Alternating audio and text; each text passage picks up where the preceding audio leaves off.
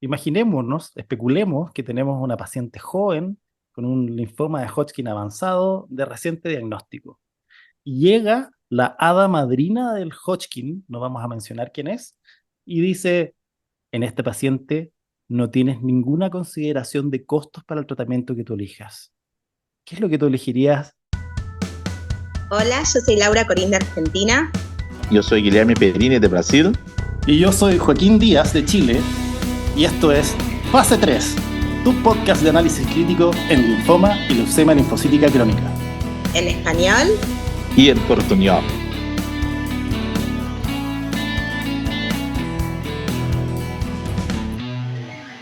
Bienvenidos todos una vez más a esta nueva entrega de Fase 3, tu podcast en evidencia en linfomas y LLC. Mi nombre es Joaquín Díaz, transmito desde una primaveral tarde de Santiago de Chile y junto a mí se encuentran mis dos coanfitriones. Saludamos primero a Laura Corín desde Buenos Aires, Argentina. Hola, ¿cómo están todos? Feliz de estar acá de nuevo para discutir. Estamos a 2 días de aquel día de elecciones en Argentina, ¿no? Sí, tema álgido, voy a dejarlo pasar. Les contaré en unos meses o años a ver cómo seguimos. Y también desde, me imagino que Sao Paulo, Brasil, aunque nunca sé, porque mirando las redes sociales, Perini es un trotamundos, Guillermo Perini. Sí, de São Paulo. Ahora estoy en São Paulo. Ah, Pero sí, un placer estar con todos acá. Creo que vamos a tener un podcast muy importante hoy que vamos a discutir. en este episodio hemos escuchado a la gente y la gente ha pedido Echelon One, o sea, Brentuximab en Hodgkin primera línea. Y antes de comenzar, Laura nos va a contar un poco el contexto en donde se enmarca este ensayo clínico. Bueno, un poco durante los últimos años y a través del éxito que tuvimos en el linfoma de Hodgkin, aún en estadios avanzados con los tratamientos, se planteaban como dos estrategias. Una era la de maximizar la eficacia en la primera línea, que era lo que propone el grupo alemán con el esquema BICOP, y por el otro lado tenemos un poco la otra estrategia, que es tratar de curar con la menor toxicidad posible, que es un poco lo que se propone más que nada con el RATL, del tratamiento adaptado a la respuesta del PET interino para poder escalar en aquellos pacientes en los que el tratamiento está siendo ineficaz y poder optimizar el tratamiento y la respuesta en estos pacientes y desescalar para tratar de reducir la toxicidad en aquellos pacientes que están teniendo la respuesta adecuada en el PET interino. Sin embargo, con ninguna de las dos estrategias, tanto golpear fuerte como golpear a quien más lo necesita, se ha demostrado históricamente mejoría en supervivencia global, que es lo que queremos, ¿sí? Para los pacientes con Hodgkin, y uno un poco se argumentaba que era debido principalmente a todas las drogas que fueron apareciendo en los últimos años, o sea que al, al poder optimizar el tratamiento en los pacientes recaídos o refractarios y lograr supervivencias tan largas aún en estos pacientes, era difícil poder demostrar o mejorar la supervivencia global con la primera línea. Y ahí tenemos un poco lo que observamos en el Echelon 1, primero beneficio en sobrevida libre de progresión, y un poco nos cuestionamos si este beneficio, esta diferencia del 7%, que era lo que daba el estudio inicial, no será suficiente para cambiar nuestra práctica clínica, teniendo en cuenta los costos y, y también el intercambio de toxicidades, o sea que no era un esquema poco tóxico, y además, obviamente, esto de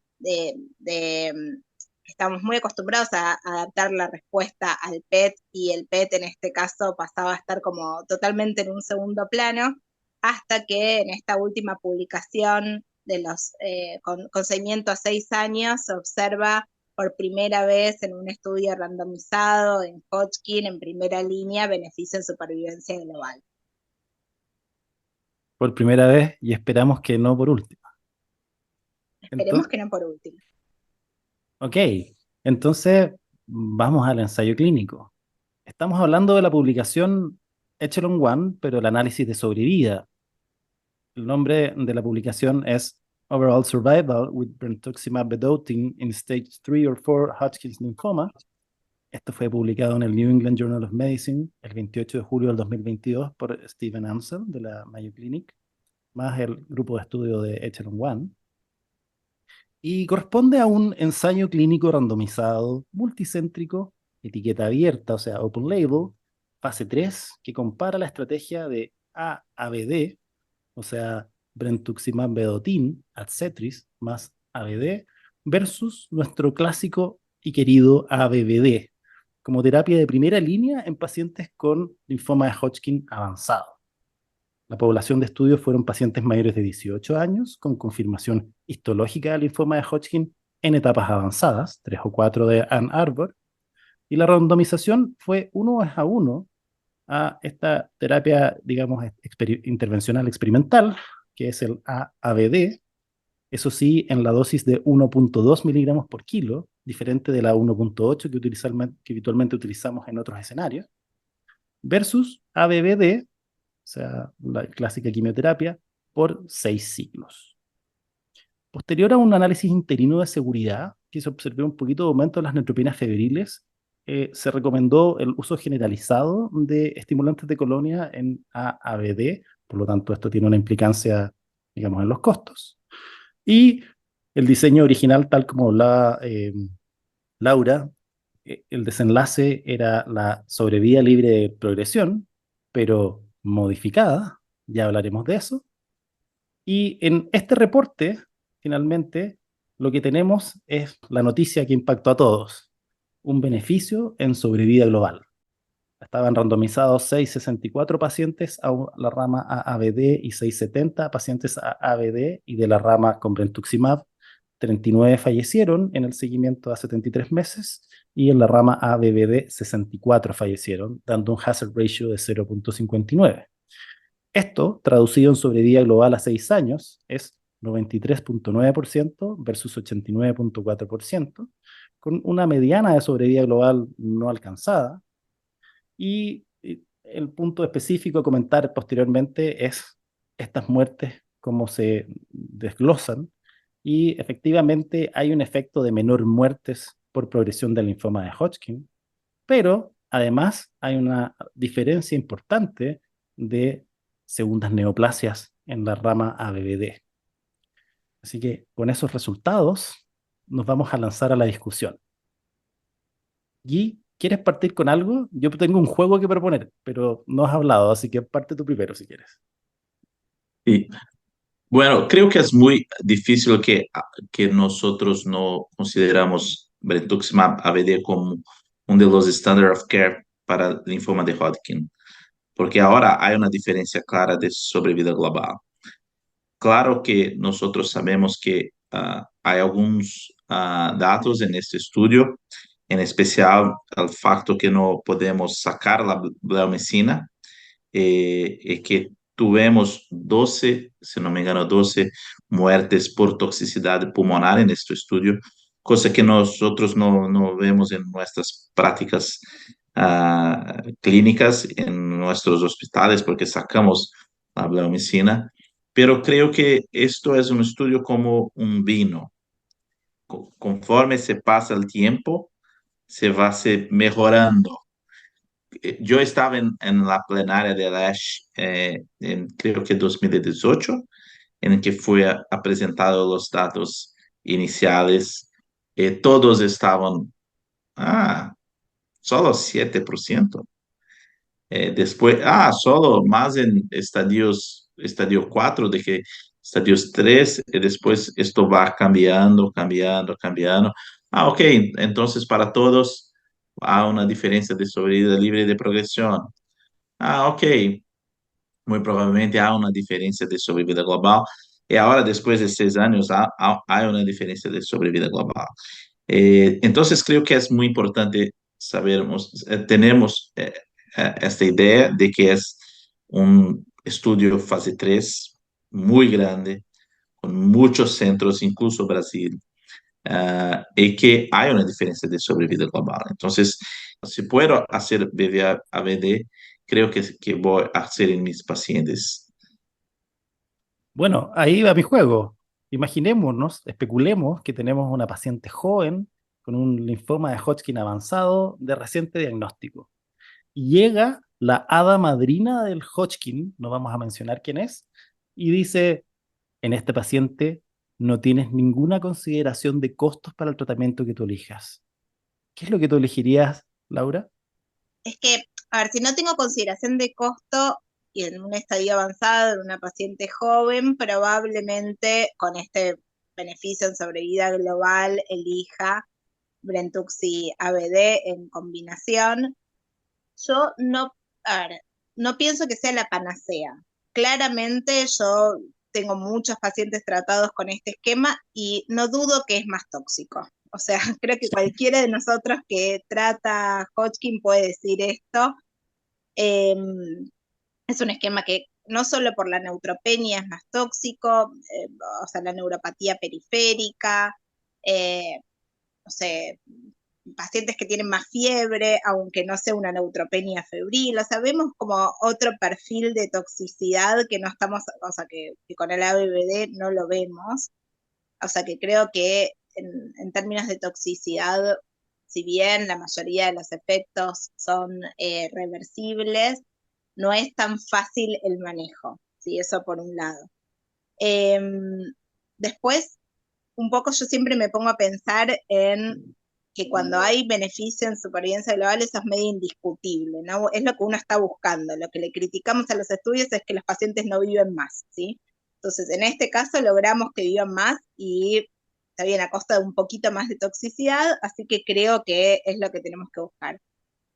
Después está la magnitud del efecto, ¿no? O sea, si para nosotros es suficiente.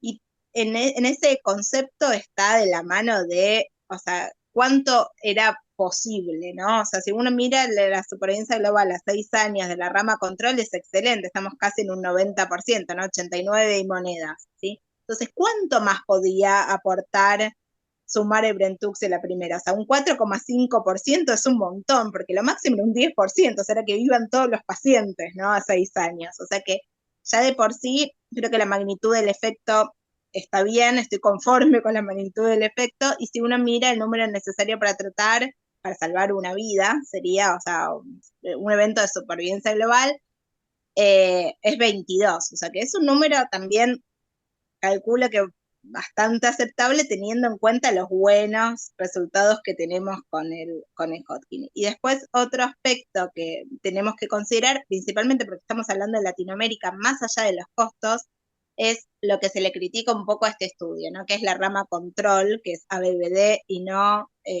tratamiento adaptado a la respuesta del PET, pero yo veo un montón de pacientes en consulta de segunda opinión y en distintos lugares de Argentina, y me imagino que lo mismo pasará en Brasil y lo mismo pasará en Chile. El acceso al PET no es tan universal y entonces muchos pacientes terminan haciendo ABVD por 6 o mismo en lugares donde el PET sí es accesible y el PET interino da positivo, los médicos no nos animamos a escalar, animamos porque yo tampoco siempre escalo, ¿sí? O sea, entonces tampoco juzgo cuando no se escala, pero digo, si hacemos, o sea, si estamos diciendo que nuestro comparador o que el comparador debería ser tratamiento adaptado a la respuesta del PET interino, fijémonos qué tan posible es eso en nuestra región, ¿no? Como para decir, si no vamos a poder hacer tratamiento adaptado a la respuesta del PET, y entonces nuestra toxicidad es igual a la de por 6 porque no podemos sacar la bleomicina, entonces vamos a tener el mismo porcentaje de muertes por toxicidad pulmonar y así sucesivamente, ¿no? En el ejercicio de la hada, Guillerme, ¿vas por la misma respuesta? No, creo que sí, pero una cosa que Laura ha dicho que es muy importante es que Brentuximab AVD no tenga nada con, parecidos con ABVD. Es mucho más tóxico. Hay toxicidades muy diferentes. Yo tengo 2 o 3 pacientes con mucha dolor abdominal en cuanto está recibiendo Brentuximab AVD. Entonces, hay mucho más neutropenia febril, mucho más fiebre. Entonces, es completamente diferente de ABVD. Entonces, sí creo que puede ser un poco más desafiador para algunos centros hacer brentuximab AVD. Y creo que hay un dato más importante, es que el beneficio no no es observado en pacientes con más de 60 años. Hay una subanálisis de Echelon 1 de Dr. Evans, en que los pacientes ancianos, que son un paciente de alto riesgo con linfoma de Hodgkin, no hay un beneficio claro. Entonces, creo que sí, brentuximab AVD es un standard of care para los pacientes con linfoma de Hodgkin avanzado, pero no es para todos. Tenemos que tener una buena análisis de la toxicidad y también si esto beneficio es para todos. Estoy de acuerdo con Laura que la magnitud del beneficio no es tan grande así, pero creo que sí, para un paciente más joven, creo que yo pensaría en hacer un bebé ABD para esos pacientes. Me sentí interpelado con el comentario del vino, así que me voy a agarrar de eso para decir que eh, qué importante ha sido, uno, el diseño incluyendo un endpoint clínico que nos, digamos, valga la pena, o sea, que nos guste, y dos, que tenga seguimiento a largo plazo. Porque finalmente, como tú decías al comienzo, esta desenlace principal de sobrevida libre de progresión, más encima modificada, o sea, que tenía, digamos, una pequeña cosa distinta al incluir los PETs que tenían Duvil 3, 4 o 5, que fueron a radioterapia, adjudicarlos como desenlace en ese momento. Yo me imagino que apuntando a tener diferencias en respuesta finalmente entre ambas ramas y que esa inmediatez que tuvo el diseño, nadie lo convenció mucho. Pero pasó el tiempo digamos, tuvimos esta diferencia en sobriedad global y ¡paf! Cambió el paradigma, al menos para el mundo, digamos, norteamericano que tiene recursos. Ustedes dijeron todo básicamente en estos dos comentarios que acaban de hacer, pero el énfasis que quiero hacer es que muy poca gente, yo le he dado a BBD 6 ciclos y solo aprendo de este ensayo clínico que pareciera que el ABVD 6 ciclos parece tener consecuencias tóxicas a largo plazo, no de toxicidad aguda, pero sí de consecuencias sobre todo en estas segundas neoplasias, que más da ganas de decir, bueno, cuánto sería realmente la magnitud de efecto si es que esto hubiera sido comparado contra un esquema adaptado a PET. Yo Nuevamente. tengo muchas dudas con respecto a esto de segundas neoplasias. Eh, Cuando uno mira la diferencia en segundas neoplasias está más que nada dado por neoplasias hematológicas y o sea, no pareciera que el brentuximab sea protector de neoplasias hematológicas o que la Ableo sea inductora de neoplasias hematológicas, por lo menos por lo que está reportado. Eh, y creo que quizás mucha de esa diferencia esté dado, y lo vemos también en la práctica clínica, estoy segura que ustedes también pueden decir lo mismo, en diagnósticos erróneos iniciales o subsecuentes, ¿no? El Hodgkin, la verdad que se puede confundir con linfomas T, con un montón de enfermedades, o sea, con linfoma primario y mediastinal, con linfomas que tengan células estermergoides, o sea que muchas veces vemos en las rebiopsias, después de recaídas o progresión, cambios en el diagnóstico, entonces no estoy tan segura de que estas realmente sean segundas neoplasias, eso probablemente no se revisó de los pacientes en las recaídas subsiguientes, entonces tengo mis dudas de cuánto es realmente segunda neoplasia y cuánto es que quizás con el brentuximab estamos tratando quizás un linfoma T o mejor no sé. También creo que aplica el comentario aquí de nuestro clásico crossover, ¿no? Donde probablemente se ve evidente un desbalance entre lo que recibieron las ramas en segundas y terceras líneas, ¿no? Pero quiero retornar un poco al diseño del estudio, porque el endpoint primario en linfoma de Hodgkin en todos los estudios es un problema, porque se va a ver todos los estudios de German Hodgkin Study Group o de LISA, hay diferentes endpoints primarios. Y algunos son muy semejantes, sino lo mismo que el Modified Progression Free Survival. Por ejemplo, en German Hodgkin Study Group 15, tuvimos como un endpoint primario Free from Treatment Failure, que incluía muerte, progresión o cualquier rescate después de una respuesta incompleta. Esto es muy cerca, muy semejante a un Modified Progression Free Survival. Hay también otros estudios del grupo italiano que tenemos Free from Progression, que sea muerte, progresión todo que no sea una respuesta completa al fin del tratamiento. Entonces, no creo que el Modified Progression Free Survival es lo peor de este estudio. No, creo que es un endpoint que fue un nuevo nombre para algo que tenemos en otros estudios de Hodgkin. Claro que yo no concordo que un paciente que va a recibir radioterapia, porque hay una captación residual al término del tratamiento, va a ser considerado un evento de progresión. Pero el número de los pacientes en que radioterapia fue un evento fue muy poco, fue muy pequeño. Muchos de esos pacientes fueron tratados con quimioterapia. Ahí sí creo que sí es un evento de progresión porque está tratando con una nueva terapia. Entonces es como si fuera un nuevo tratamiento, una nueva línea. No es para una enfermedad residual como hacemos con radioterapia. Entonces, acerca del diseño, creo que es un diseño ok. Uh, también no creo que es posible hacer un estudio de crossover acá, porque va a hacer un crossover para Brentuximab. Ujú. Uh, entonces, pero si utilizamos Brentuximab como una terapia de rescate, es un nuevo rescate, no es la primera línea. Entonces, creo que lo que quiero decir es que en 2018 creo que era una discusión muy importante.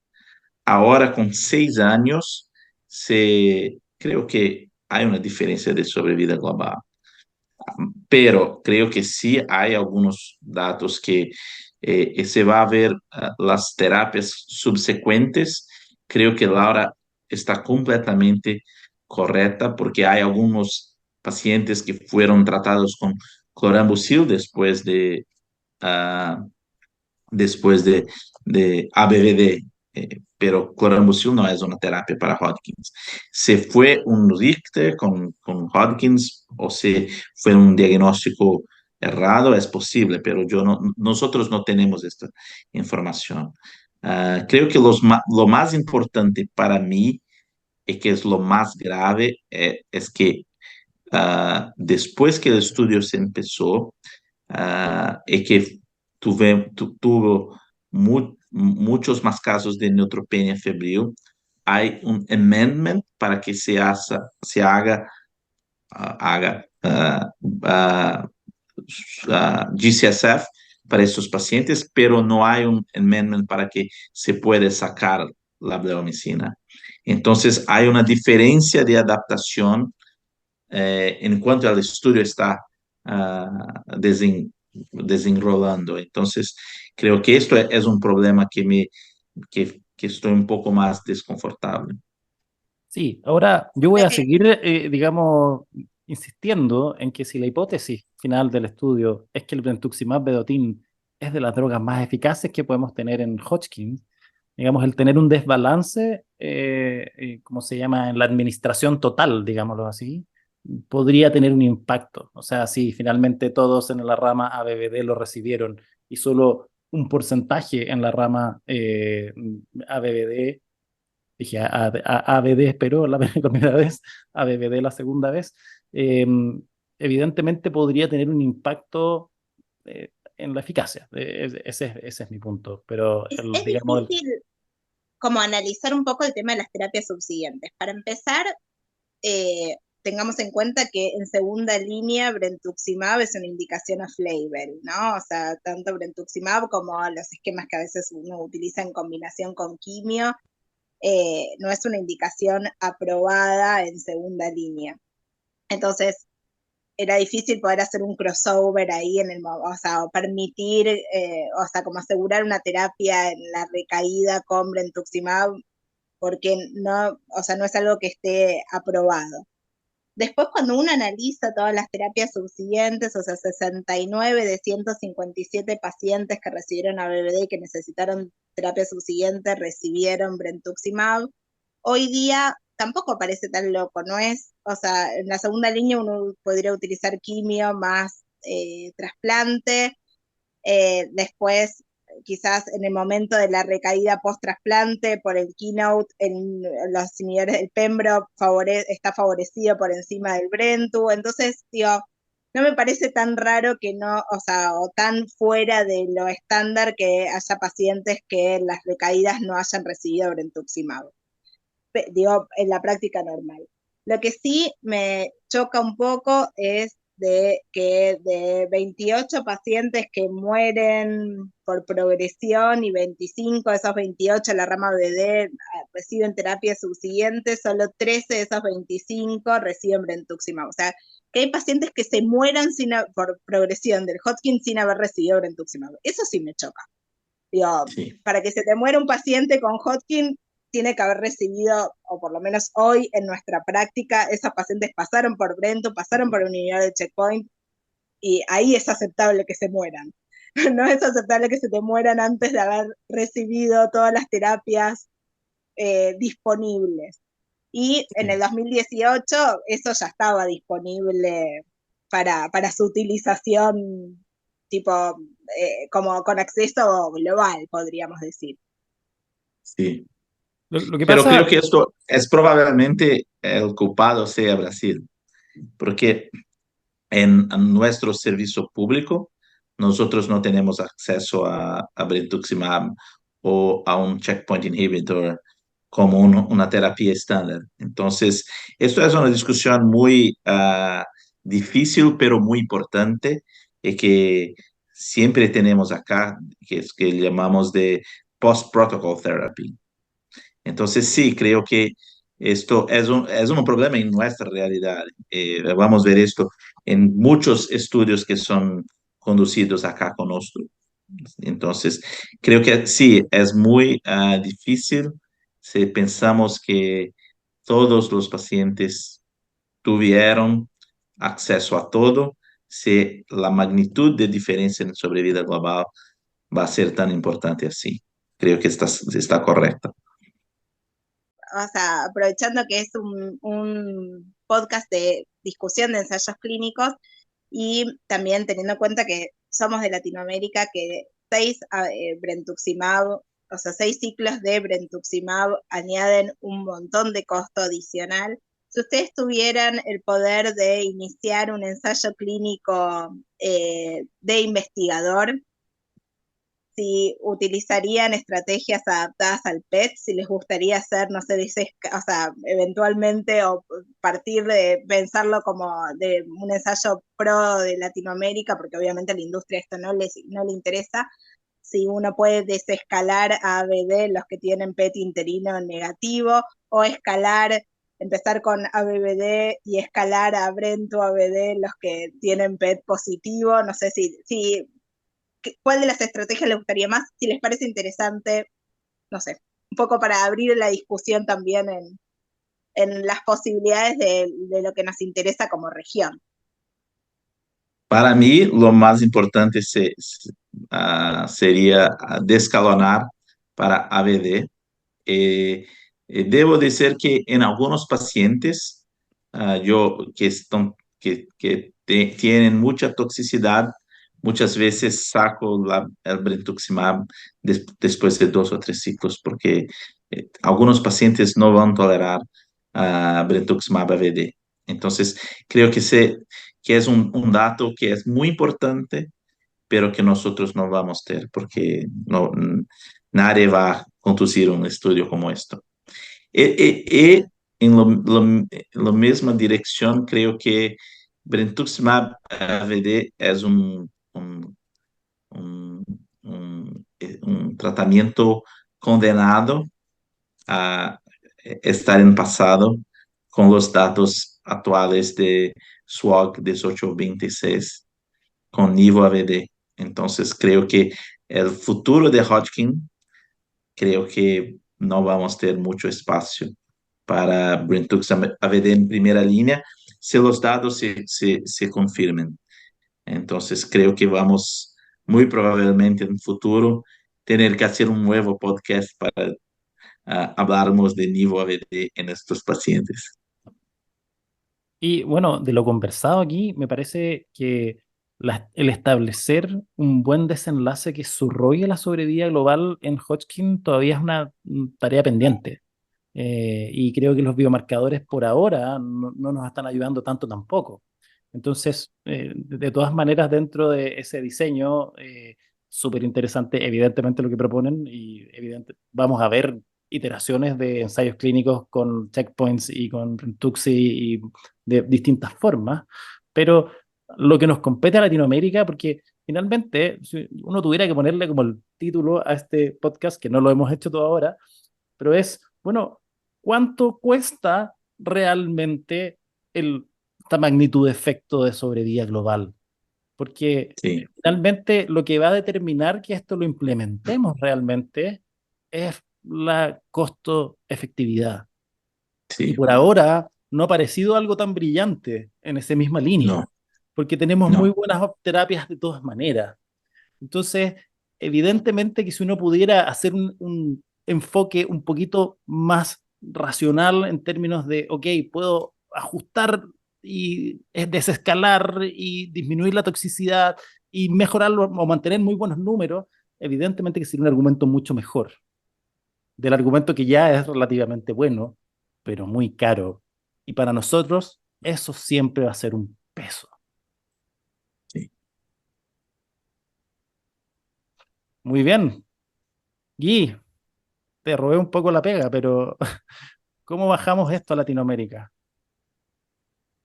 Bueno, creo que para nosotros vamos a tener una minoría de los pacientes que van a ser tratados con Brentuximab AVD. Nosotros no podemos olvidar que ABVD es una terapia muy eficaz, muy bien tolerada, ah, y que nosotros tenemos mucha experiencia, que muchos de los pacientes van a ser curados con ABVD. Sí, hay mejores opciones, pero muy probablemente para nuestros gobiernos, para nuestra salud pública, no creo que es una realidad tan palpable así. Creo que sí, podemos hacer, sí, creo que es importante considerar Brentuximab AVD, mismo con su mayor toxicidad, pero yo no creo que esto es una realidad para nosotros ahora. Acá en Brasil, los checkpoint inhibitors son más baratos, son menos costosos que Brentuximab. Entonces, acá en Brasil, creo que el futuro del tratamiento de Hodgkin va a ser con un checkpoint inhibitor. Yo no sé cómo es en los otros países de Latinoamérica, pero para acá, en Brasil, yo no creo que Brentuximab AVD tiene un futuro muy promisor. Laura, últimas palabras.